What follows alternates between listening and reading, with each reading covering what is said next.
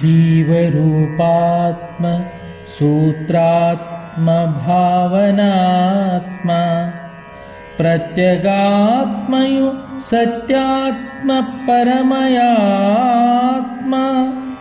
आत्मनात्मलु इदि मायतात्मलन्नि कलकललु लेनिदे सर्वकेवलात्मा कल्पनातीतयोगात्म केवलात्मा। जीवरूपात्म सूत्रात्म भावनात्मा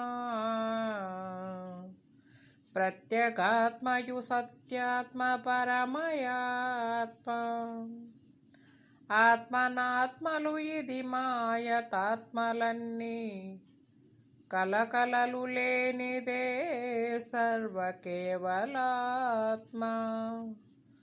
కల్పనాతీత యోగాత్మ కేవలాత్మ।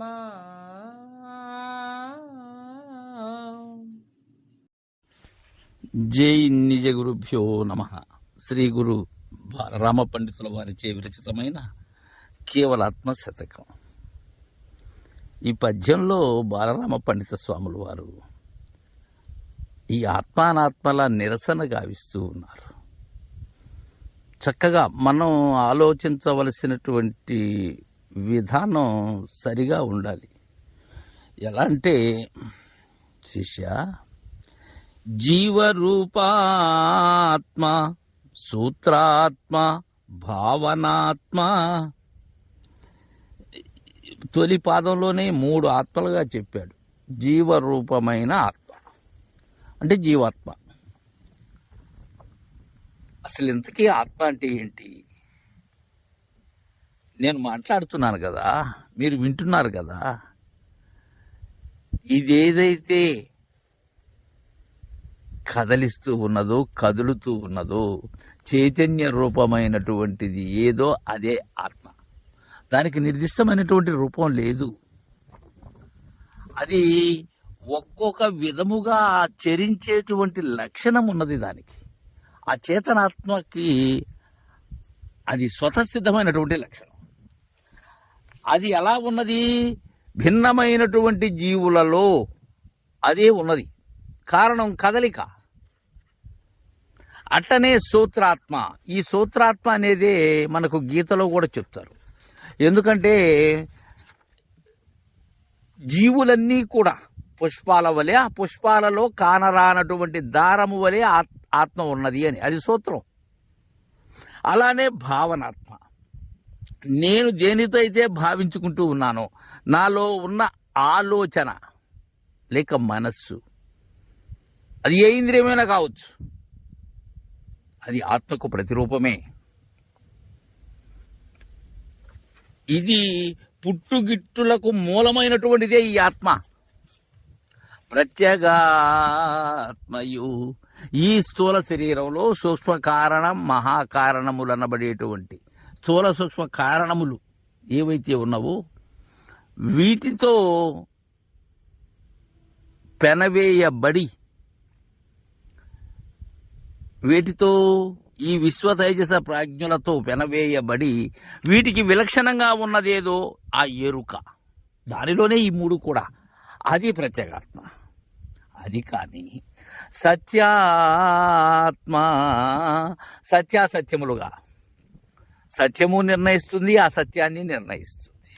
ఇది సత్యం అంటుంది, కొండకచో అసత్యము అంటుంది. దీనికి సరైనటువంటి ప్రమాణమే లేదు. ఒకదాన్ని చూసి ఒకటిగా భ్రాంతి పడటం. నాలో ఉన్న చేతనాత్మక శక్తి ఏదైతే ఉన్నదో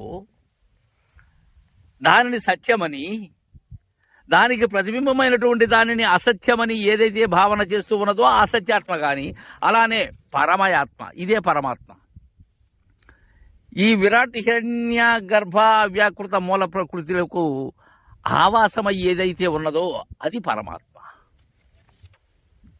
అది నీకు పరముగా ఏమీ లేదు. నీవు దానిని అంటనప్పుడు, నీవు దానిని దర్శించినప్పుడు అది పరమాత్మ. ఆత్మనాత్మలు ఇది మాయతాత్మలన్నీ. ఆత్మ అనాత్మ, ఆత్మ అనగా నేను, అనాత్మ అనగా నేను దర్శించేటువంటి జగత్తు. ఇది మాయతాత్మలని, ఈ ఆత్మలన్నీ కూడా మాయా. ఒక్క విషయాన్ని గుర్తెరగాలి మనం. ఏంటంటే ఏదైతే గుర్తెరుగుతూ ఉన్నదో అది ఆత్మ. నేను దేనితో అయితే కదులుతూ ఉన్నానో అది ఆత్మ. నన్ను ఏదైతే కదిలిస్తూ ఉన్నదో అది ఆత్మ. దానికి ఏ పేరైనా పెట్టుకోవచ్చు. ఈ పేరులన్నీ మాయే.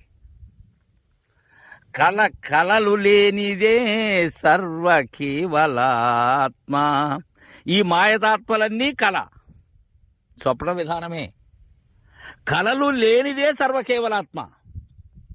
ఇక్కడ బలరామ పండితుల వారు వారి గురువు యొక్క ఆ స్థితి ఏదైతే ఉన్నదో దానిని పూసగుచ్చినట్లుగా మనకు విశదీకరిస్తూ ఉన్నారు. ఇది మాయతాత్మలన్నీ కళలు లేనిదే సర్వ కేవలాత్మ. ఇవన్నీ కూడా కళ, స్వప్నమగిది. అయితే ఈ కళలు లేకుండా ఏక ప్రకారముగా మేల్కలో ఉన్నది కేవలాత్మ. అది గురుమేల్క. కల్పనాతీత యోగాత్మ కేవలాత్మ అని తెలియజేశారు. జై గురుదేవా.